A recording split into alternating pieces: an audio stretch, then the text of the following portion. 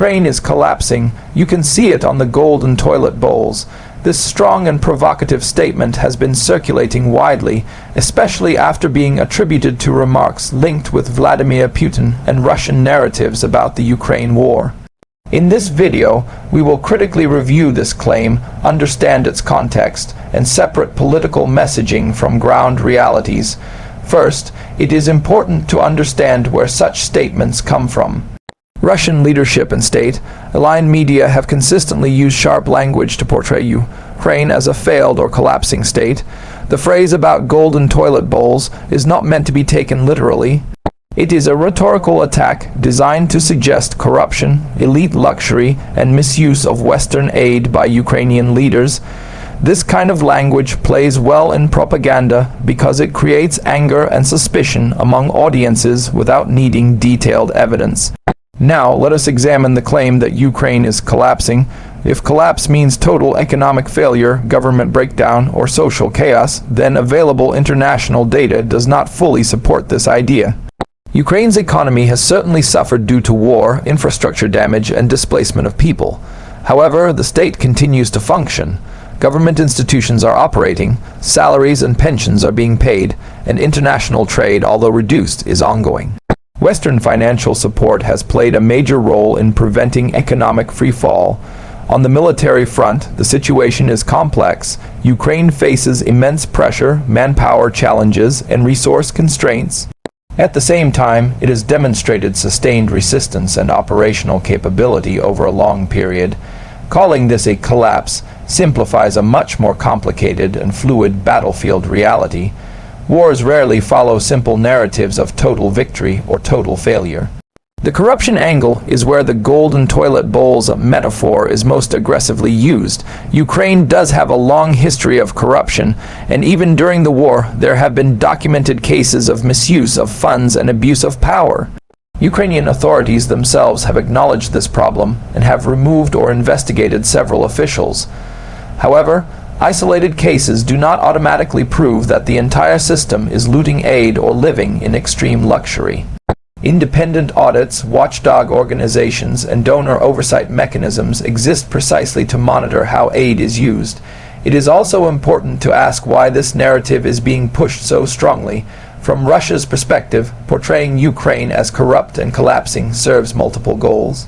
It undermines international support for Kyiv, discourages Western taxpayers, and boosts domestic morale by suggesting that Russia's opponent is weak and morally bankrupt. This does not automatically mean every criticism is false, but it does mean the message is strategically framed. At the same time, Western media narratives are not free from bias either. They often emphasize resilience and heroism while downplaying internal problems.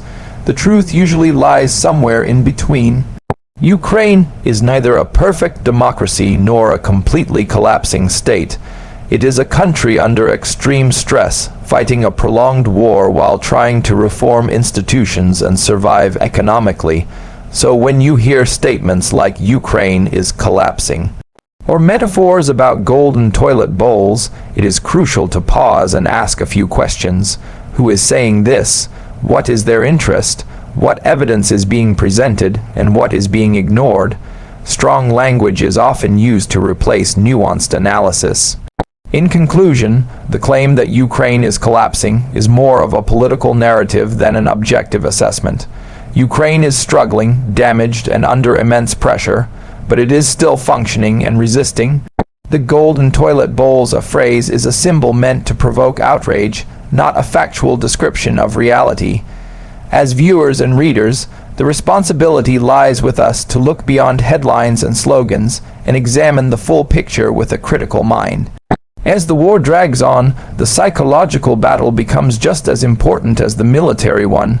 Narratives like this are weapons in an information war, aimed at shaping how ordinary people around the world feel about Ukraine, Russia, and the conflict itself. When audiences repeatedly hear that Ukraine is collapsing, fatigue sets in, doubt grows, support weakens. This is precisely why such messaging is repeated again and again with dramatic language and symbolic imagery. Another key aspect often ignored in these claims is Ukrainian society itself. Despite constant missile attacks, power shortages, and personal loss, everyday life in many parts of Ukraine continues. Schools adapt, businesses reopen, and volunteers fill gaps where the state struggles.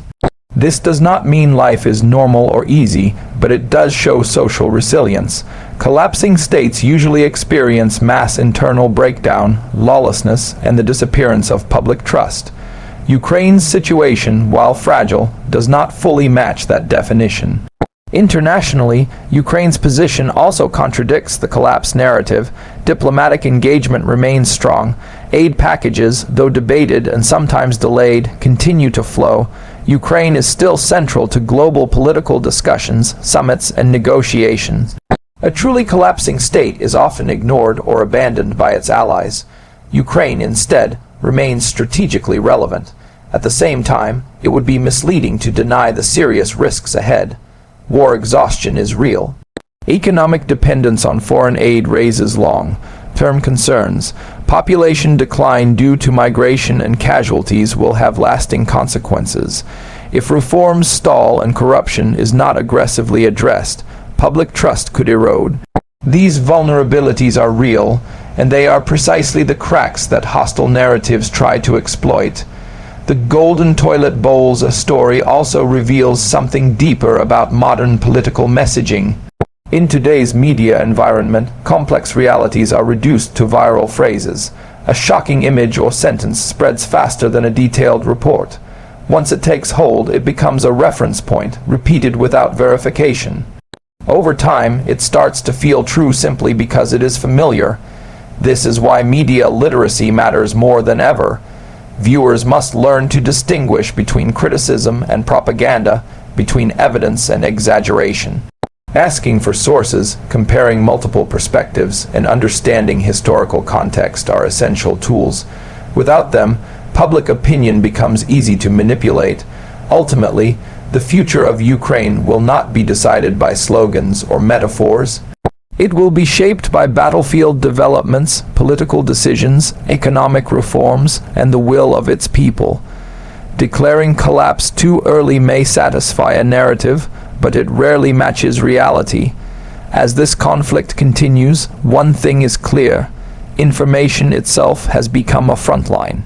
And in that battle, truth is often the first casualty. That is why it is important not just to listen, but to question, analyze, and think independently before accepting any claim, no matter how confidently it is delivered. Another dimension often overlooked is the long-term strategy behind repeating such claims. By constantly predicting Ukraine's collapse, the narrative attempts to normalize the idea of an inevitable outcome. When people believe something is unavoidable, they stop questioning it. This psychological framing reduces empathy and makes prolonged suffering feel pointless in the eyes of outside observers. There is also a domestic angle to this messaging inside Russia. Presenting Ukraine as corrupt, collapsing, and morally bankrupt reinforces the justification for the war to a home audience. It shifts attention away from Russia's own economic pressures, sanctions, and human costs. In this sense, the story is not only about Ukraine, but also about maintaining internal stability and control of public perception. History shows that wartime predictions of collapse are often wrong.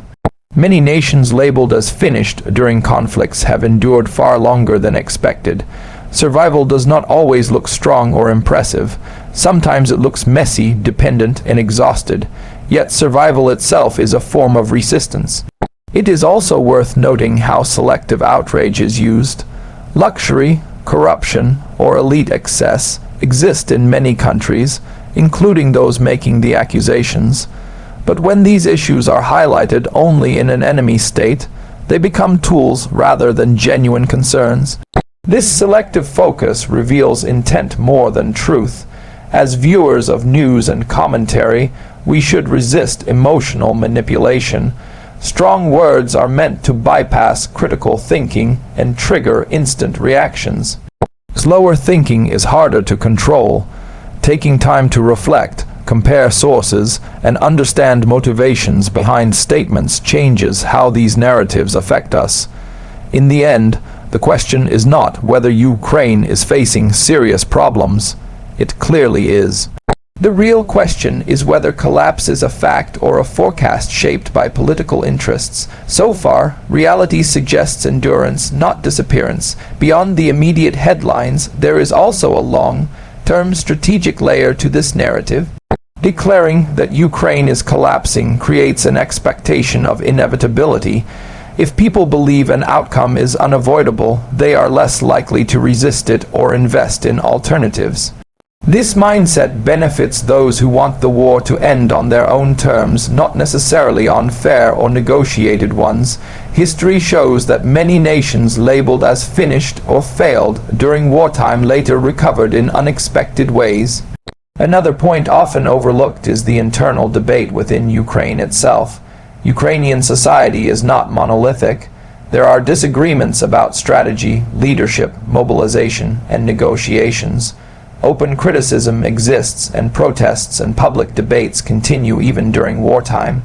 Paradoxically, this internal criticism is sometimes misused by external actors as proof of collapse, when in reality it can also be a sign of political life still functioning.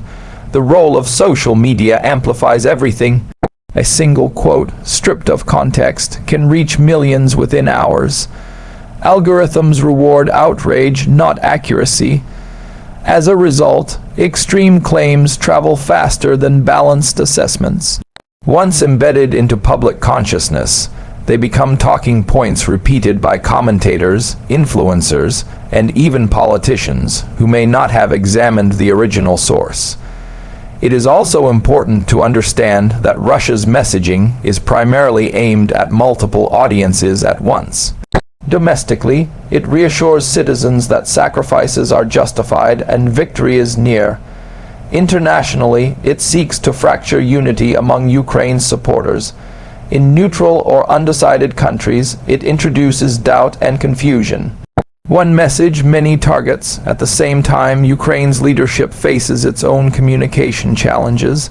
Maintaining morale while being honest about losses is a delicate balance. Over-optimism can damage credibility, while excessive pessimism can weaken resolve. This tightrope walk creates space for opposing narratives to step in and dominate the conversation. When we step back and look at the broader picture, it becomes clear that the phrase "Ukraine is collapsing" says more about the speaker's objectives than about Ukraine itself. It is a claim designed to end debate, not encourage understanding. Real analysis is slower, less dramatic, and often uncomfortable because it admits uncertainty.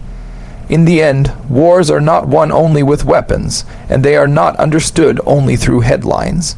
They are shaped by endurance, adaptation, and time.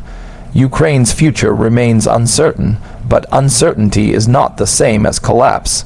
Confusing the two is either a mistake or a strategy. As viewers, listeners, and readers, the most powerful response is not blind acceptance or blind rejection, but careful thought. In an age where narratives are engineered as carefully as missiles, thinking clearly becomes an act of resistance in itself.